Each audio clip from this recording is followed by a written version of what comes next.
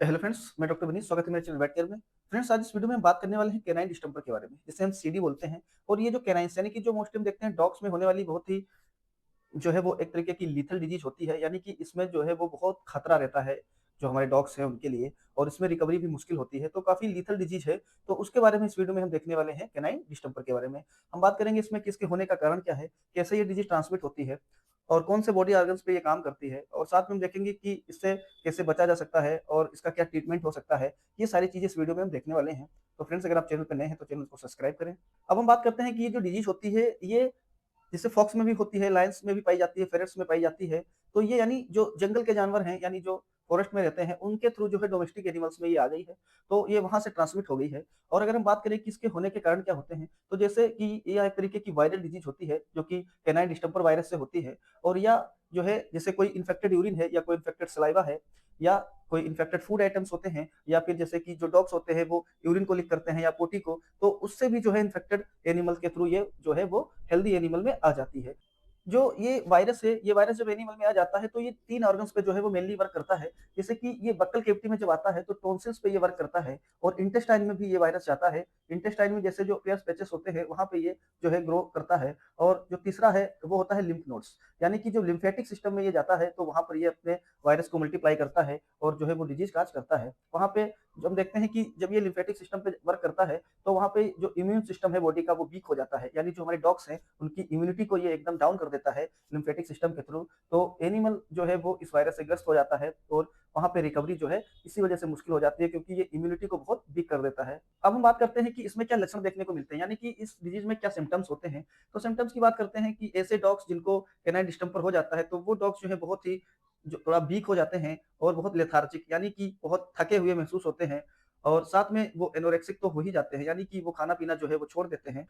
और कफ भी देखने को मिलती है, यानी उन्हें खांसी जैसी कंडीशन देखने को मिलती है। और जो सबसे मेन जो करेक्टर्स होते हैं जो कि सीडी को पहचानने के लिए यूज किए जाते हैं, वो साइंस है, जैसे कि उसमें मस्कुलर और न्यूरल जो है प्रॉब्लम्स देखने को मिलती हैं। यानी कि जब डॉग जो है वो कैनाइन डिस्टेंपर से ग्रस्त होता है तो उसकी मस्कुलर एक्टिविटी यानी बॉडी में जो है वो फिट्स आते हैं, और जो टेम्पोरल एरिया होता है वो एरिया में क्या देखने को मिलता है कि जो मसल होती है वो ट्विचिंग करने लगती है। वहाँ पे ऐसा लगेगा कि जो मसल है वो ट्विचिंग कर रही है। तो ये हमें मस्कुलर एक्टिविटी देखने को मिलती है। तो बॉडी का जो जो कोऑर्डिनेशन है वो बैलेंस बिगड़ जाता है। किधर भी जो है वो कोरिया जैसी कंडीशन आ जाती है कि एनिमल जो है वो अनकंट्रोल्ड मूविंग करने लगता है और मोरिंग करता है, यानी वो चिल्लाता भी है। और साथ में हम देखते हैं कि जो न्यूरल साइंस है उसमें हमें कन्वल्सन्स देखने को मिलते हैं, फिट्स देखने को मिलते हैं, मतलब सीजर जैसी कंडीशन देखने को मिलती है जब एनिमल को डिस्टेंपर हो जाता है तो उस केस में।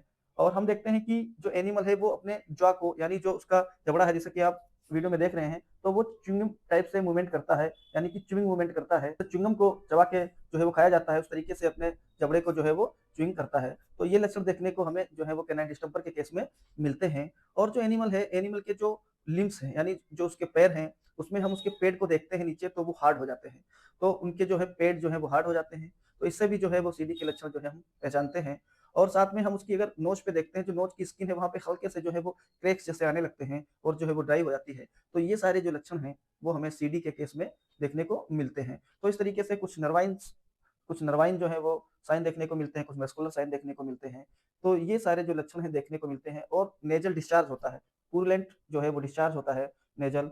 और एनिमल जो है वो सलाइवेशन करता है, सलाइवेशन भी देखने को मिलता है। तो ये सारे लक्षण हमें देखने को मिलते हैं जब जो है डॉग को कैनाइन वायरस यानी कैनाइन डिस्टेंपर हो जाता है। और साथ में इसकी हम अगर बात करते हैं सर्वाइवलिटी की, तो इस केस में अगर इनिशियल स्टेज में ट्रीटमेंट होता है तो चांसेस हैं कि एनिमल को बचाया जा सके। लेकिन यानी अगर ट्रीटमेंट लेट होता है तो उस केस में इसका कोई उपचार जो है वो नहीं हो पाता है। 90% जो है वो रिकवरी नहीं देखने को मिलती है, 10% तक ही हम देखते हैं कि रिकवरी देखने को मिलती है अगर समय पे उसका ट्रीटमेंट हो जाता है। अब हम बात करते हैं कि कैनाइन डिस्टेंपर में क्या ट्रीटमेंट हो सकता है। देखिए, यह एक तरीके की वायरल बीमारी होती है, यानी कि वायरल बीमारी में सिम्प्टोमेटिक ट्रीटमेंट किया जाता है, यानी सिम्टम्स के अनुसार जैसे लक्षण दिखते हैं उस तरीके से उसका ट्रीटमेंट जो है वो किया जाता है। लेकिन इसमें जैसे कि मैंने आपको बताया कि इसमें इम्यूनिटी जो है वो डाउन हो जाती है, और साथ में जो है वो लिम्फेटिक सिस्टम पे वर्क करता है। तो एंटीबॉडी जो है जो लिम्फेटिक सिस्टम से बनती है वो वहाँ पे जो है वीक हो जाती है, तो उसको हम अलग से देते हैं। जैसे कि अगर हम एंटीबॉडी के लिए बात करें तो उसमें एक इम्यूनोग्लोबुलिन आता है जिसे हम बोलते हैं केंगलोब डी फोर्ट। तो केंगलोब डी फोर्ट दिया जाता है। इस केस में जो है ये बहुत कॉस्टली पड़ता है। तो इनिशियल अगर स्टेज में आप देते हैं तो इसका फ़ायदा मिल सकता है, नहीं तो इसका भी फ़ायदा बहुत जो है वो मुश्किल से मिलता है इसका रिज़ल्ट। और ये जो एंटीबॉडी होती है ये काफ़ी महँगी होती है, तो इसको जो है बहुत जो है समझ से इसको जो है बहुत अगर रिकवरी के चांस होते हैं तब यूज़ किया जाता है, या फिर ये ऑनर पे डिपेंड करता है कि अगर वो इसे परचेज़ करना चाहता है, तो जो वेटनेरियन है वो उसको यूज़ कर सकते हैं। और ये ट्रीटमेंट आपको अपने क्वालिफाइड वेटनेरियन से ही कराना है, क्योंकि अपने आप जो है खुद से कोई ट्रीटमेंट आपको नहीं करना है।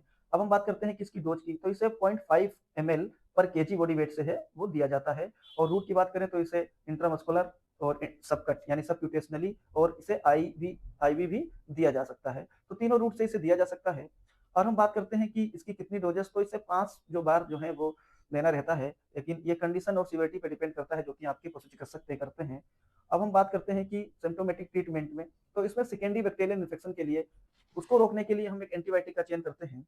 और साथ में हम देखते हैं कि जो ब्रेन को न्यूट्रिशन यानी न्यूरोटॉनिक के रूप में हम इसे जो न्यूरोकाइंट पेट की जो सिरप आती है, उसको आप जो है वो 10 एमएल जो बीडी यानी सुबह-शाम दे सकते हैं 5 से 7 दिन तक, उससे काफ़ी जो है वो इसमें रिज़ल्ट देखने को मिलता है। अब साथ में बात करते हैं कि इसमें जो सीज़र जैसी कंडीशन देखने को मिलती है, यानी कि जो कन्वल्शंस देखने को मिलते हैं, उसको रोकने के लिए हम जो मेडिसिन यूज़ करते हैं, एक तरीके की सेडेटिव्स होती है, जो कि आपको डॉक्टर के प्रिस्क्रिप्शन पर ही मिलती है, जिसे हम बोलते हैं फेनोबार्बिटॉल, यानी कि गार्डनल के नाम से जो आती है मार्केट में, गार्डनल 30 एमजी, उसका यूज़ किया जाता है। और उसे ओडी देना है या बीडी वो कंडीशन पे डिपेंड करता है, और ये भी आपके वेटनेरियन ही डिसाइड करते हैं।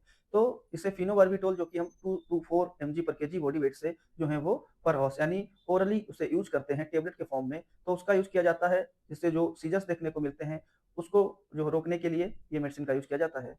और साथ में हम बात करते हैं कि कुछ और भी आयुर्वेदिक और होम्योपैथिक मेडिसिन्स होती हैं। जैसे कि एक ड्रॉप आता है, जैसे सीडी पैड आता है, उसको भी जो है वो यूज़ किया जाता है कैनाइन डिस्टेंपर के केस में, जिसको अगर 10 किलो का डॉग है, तो उसे आप जो है वो 10-10 बूंद दिन में 4 बार, और या 10 से ज़्यादा 25 किलो तक है, 25 किलो के आस-पास है, तो उसे जो है 20 बूंद दिन में 4 बार, या 25 किलो से ज़्यादा है, तो उसे जो है वो 25 बूंद दिन में 4 बार दिया जाता है, तो उससे भी रिकवरी देखने को मिलती है, वो भी अच्छा काम करता है। और स्टार्टिंग में डॉग को स्टेबलाइज़ करने के लिए जो है आप उसे फ्रूट थेरेपी भी देते हैं, जिससे कि तो उसे न्यूट्रिशन मिल जाता है बॉडी को, और क्योंकि जो डीएनएस है या कोई आप ग्लूकोज़ उसे देते हैं, तो उससे बॉडी को न्यूट्रिशन मिलता है। और वायरस को भी बॉडी से उसका जो लोड है कम करने के लिए आप जो है सलाइन का प्रयोग करते हैं, या टोटली बोला जाए तो उसमें जो है आप ड्रिप जो है यूज़ कर सकते हैं एज़ सिम्प्टोमेटिक थेरेपी। साथ में जो है एक हेमोपैथिक मेडिसिन जो है डिस्टेम्पेरियम 200 सीएच की जो पोटेंसी में आती है, उसका भी यूज़ किया जा सकता है। इसका भी रिज़ल्ट जो है वो सीडी में देखने को मिलते हैं। तो इस तरीके से इस वीडियो में हमने देखा कि जो सीडी है यानी कैनाइन डिस्टेंपर है, वो एनिमल में कैसे फैलता है, और उसके क्या जो है वो उपचार हो सकता है, और उसे हम कैसे मैनेज करते हैं उसके ट्रीटमेंट को, और उसमें क्या लक्षण देखने को मिलते हैं। ये सारी चीज़ें हम लोगों ने इस वीडियो में देखी हैं। और ऐसे एनिमल्स जिन्हें सीडी डिजीज़ हुई है, तो ऐसे एनिमल्स को जो स्वस्थ एनिमल हैं, उनसे दूर रखना चाहिए। उनको जो हमारे हेल्दी डॉग हैं, उनसे अलग रखना चाहिए, क्योंकि एक वायरल बीमारी है, तो ये एनिमल से एक दूसरे एनिमल में फैल जाएगी। तो इस तरीके से आप उसका प्रिवेंशन कर सकते हैं। और जो वहाँ पे एनिमल रहता है, वहाँ पे थोड़ा साफ-सफाई रखनी चाहिए। कोई डिसइन्फेक्टेंट जो है आप वहाँ पे यूज़ कर सकते हैं। तो इस तरीके से इसका मैनेजमेंट कर सकते हैं, ताकि ये बीमारी जो है अन्य पशुओं में ना जाए।